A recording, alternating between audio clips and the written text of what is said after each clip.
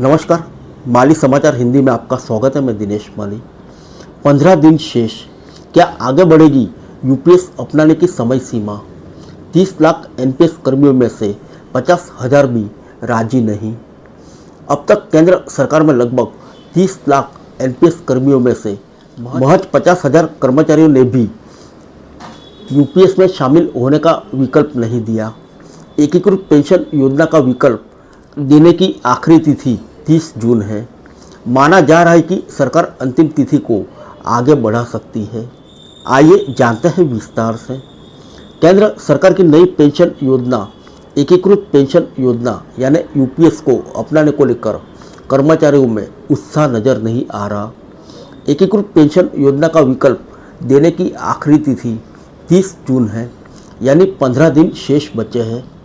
हालत यह है कि अभी तक केंद्र सरकार में लगभग 30 लाख एनपीएस कर्मियों में से महज 50,000 कर्मचारियों ने भी यूपीएस में शामिल होने का विकल्प नहीं दिया है।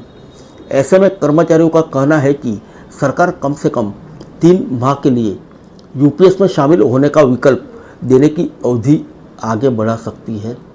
इसके साथ ही केंद्र सरकार अपने कर्मचारी को यूपीएस के फायदे से अवगत कराने और एनपीएस व यूपीएस को लेकर उनके सवालों का जवाब देने के लिए ट्रेनिंग का कोई नया मैकेनिज्म तैयार करने पर विचार कर रही है। कुछ विभागों में कर्मचारी को यूपीएस के बारे में बताया जा रहा है।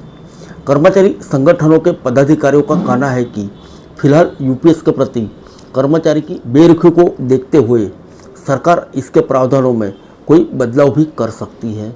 National mission for old pension scheme Bharat के अध्यक्ष डॉक्टर मंजीत सिंह पटेल कहते हैं कि यूपीएस के प्रतिदिन 2-3% सरकारी कर्मियों यूपीएस के प्रतिदिन 2-3% सरकारी कर्मचारी का भी रुझान नहीं है। विभिन्न मंत्रालय और विभागों में यूपीएस की सही ट्रेनिंग देने वाले ट्रेनर का अभाव है।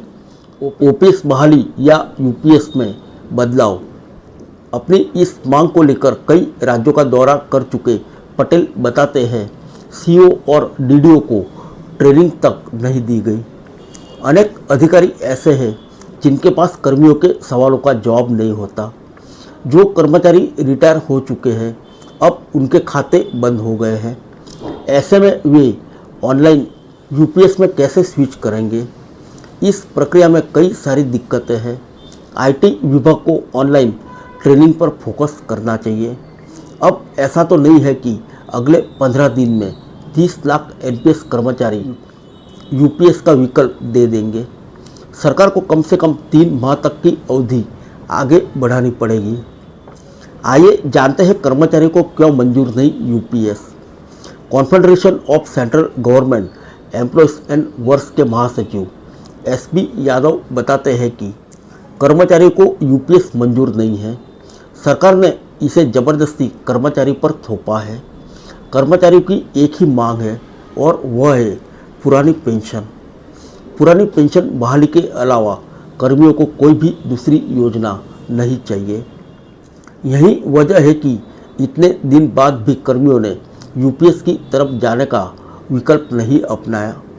अगर 30 लाख कर्मियों में से 50,000 कर्मी भी यूपीएस का विकल्प नहीं चुनते हैं तो इसका मतलब है कर्मचारी इस योजना को स्वीकार करने के लिए तैयार नहीं है। अब सरकार के पास इस योजना को अपनाने की अंतिम तिथि को आगे बढ़ाने के अलावा दूसरा कोई विकल्प नहीं है। ऐसा संभव है कि कर्मचारी के हितों को देखते हुए सरकार यूपीएस में कोई परिवर्तन कर दे। ओपीएस बहाली सहित दूसरी मांगों को लेकर confederation of central government employees and works की तरफ से कैबिनेट सचिव को 1 दिवसीय हड़ताल का नोटिस दिया गया है। यह 1 दिवसीय हड़ताल 9 जुलाई को होगी। यूपीएस आइए जानते हैं यूपीएस पर कर्मचारियों का रुझान क्यों है फीका। स्टाफ साइड की राष्ट्रीय परिषद के सदस्य और अखिल भारतीय रक्षा कर्मचारी महासंघ के महासचिव सी श्री कुमार ने कहा, यूपीएस को लेकर केंद्र सरकार की कर्मचारियों को रुझान बहुत फीका है। कर्मचारी यूपीएस में शामिल नहीं होना चाहते। अभी तक महज सिर्फ 2-3% एनपीएस कर्मचारी भी यूपीएस में नहीं आ रहे। इसकी आखिरी तारीख 30 जून है। केंद्र सरकार ने कैलकुलेटर भी जारी किया है। केंद्र सरकार के कर्मचारी एनपीएस और यूपीएस के झंझट में नहीं पड़ना चाहते। उनकी एक ही मांग है, पुरानी पेंशन बहाली। ओपीएस बहाली को लेकर दोबारा से कर्मचारी संगठन जामबंद होने की तैयारी कर रहे हैं। सरकार ने एनपीएस कर्मियों को 30 जून तक यूपीएस में शामिल होने का विकल्प दिया है। राष्ट्रीय पेंशन प्रणाली के तहत 20 मई को एकीकृत पेंशन योजना कैलकुलेटर भी लॉन्च किया गया। इसका मकसद केंद्र सरकार के कर्मचारियों को वह सुविधा मुहैया करानी है जिसके द्वारा वे एनपीएस और नई स्कीम यूपीएस दोनों के तहत मिलने वाले पेंशन लाभों की तुलना कर सकते हैं। इसके बावजूद कर्मचारी मन नहीं बना पा रहे। यूपीएस पूरी तरह से अनिश्चित है।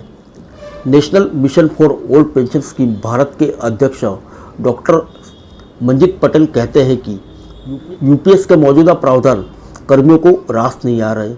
कई माह बीत चुके हैं, लेकिन यूनिफाइड पेंशन स्कीम का चयन करने वाले की संख्या महज 2 से 3% तक भी नहीं पहुंची।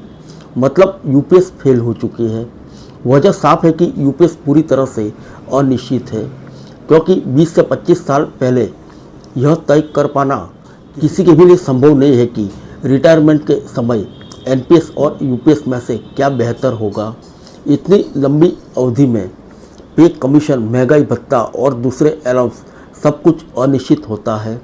जो लोग रिटायरमेंट के करीब या रिटायर हो चुके हैं, केवल वही यह निर्णय ले सकते हैं कि क्या ठीक रहेगा। बता दें, सबसे बड़ी बात यह है कि अगर कोई कच्ची कैलकुलेशन करके फैसला भी ले लेता है तो रिटायरमेंट के बाद वह कितने साल जिंदा रहेगा। यूनिफाइड पेंशन स्कीम में यह सबसे महत्वपूर्ण फैक्टर है। सामान्य अनुमान के मुताबिक अगर कोई कर्मचारी 30 से 35 साल की नौकरी के बाद रिटायर होता है और वह यूपीएस से अपना अंशदान भी निकाल लेता है तो उसको अंतिम औसत सैलरी का 50% की जगह 30% ही पेंशन मिलेगी। यदि उस कर्मचारी की मौत जल्दी हो जाती है तो उसकी पत्नी को केवल 18% ही पेंशन मिलेगी। उसकी मौत के बाद सब बंद हो जाएगी। इस हिसाब से देखें तो पाते हैं कि एनपीएस के बराबर भी पेंशन लेने के लिए कम से कम रिटायर व्यक्ति को 16 साल तो जिंदा रहना ही पड़ेगा। अगर अब यह कोई गारंटी तो नहीं दे सकता कि कोई व्यक्ति अनिवार्य तौर पर उक्त अवधि तक जीवित ही रहेगा। अगर सरकार यूपीएस को जिंदा देखना चाहती है तो उसे सेवाकाल के दौरान के स्थान पर केवल सेवानिवृत्ति से ठीक पहले इस विकल्प के चयन का रास्ता खोलना पड़ेगा। उस समय रिटायर होने वाला व्यक्ति अपने परिवार की स्थिति और अपने स्वास्थ्य आदि कारणों से फैसला लेने में सक्षम हो जाता है।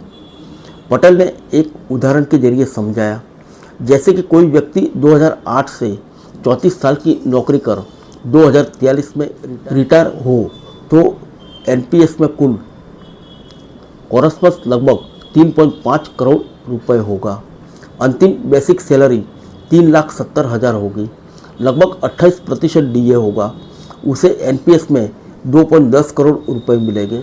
अगर 70,000 रुपये प्रति महीना पेंशन मिलेगी, उसके न रहने पर भी पत्नी को 70,000 रुपये ही पेंशन मिलेगी। दोनों के न रहने पर 1.4 करोड़ रुपए नॉमिनी को मिल सकते हैं। अगर यही व्यक्ति यूपीएस में रिटायर हुआ तो कुल कॉरस्पॉन्ड्स 2.91 करोड़ होगा। इसमें कर्मचारी का अंशदान 1.45 करोड़ हुआ। अगर वह एक मुश्त अमाउंट यानी 32 लाख के अलावा अपना हिस्सा यानी 1.5 करोड़ भी निकाल ले तो उसको कर्मचारी अंशदान तो पूरा यानी 1.15 प्लस 0.32 इक्वल टू 1.47 करोड़ मिलेगा। लेकिन पेंशन 1,10,000 प्लस डीए मिलेगा। यह तभी फायदेमंद हो सकता है जब वह कर्मचारी लंबी जिंदगी जिए। अगर उस व्यक्ति का जीवन जल्द खत्म हो गया तो उसकी पत्नी को 66,000 प्लस डीए मिलेगा। नॉमिनी के लिए कोई भी फंड नहीं होगा। अगर पत्नी भी जल्द चल बसी तो सब बंद हो जाएगा। दूसरी ओर एनपीएस का नॉमिनी फंड जो कि 1.4 करोड़ था वो भी बचा रहता। फिर मिलेंगे अगले बुलेटिन में अन्य किसी खबर के साथ। तब तक के लिए इजाज़त दीजिए। नमस्कार।